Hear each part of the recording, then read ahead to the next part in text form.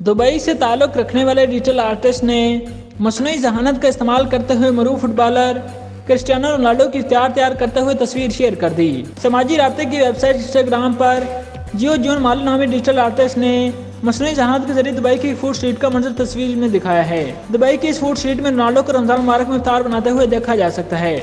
इन viral तस्वीर में दिखाई गई फूड स्ट्रीट में रोनाल्डो के अलावा मशहूर फुटबॉलर मेसी, अदाकार ब्रूस विलिस, अदाकार जॉनी डेप और अदाकार इमा वाटसन भी कतार में खड़ी नजर आ रही हैं। इस हवाले से आर्टिस्ट ने अपने ख्यालात का इज़हार करते हुए कहा कि जब मैं दुबई की रमजान फूड स्ट्रीट में घूम रहा था तो मुझे बावर्चियों और वेटर्स के ग्रुप से ठोकर लगी जो मशहूर शख्सियत की तरह नजर आते थे, लेकिन मेरी नज़र में इनकी शक्ल के अलावा कुछ और भी था।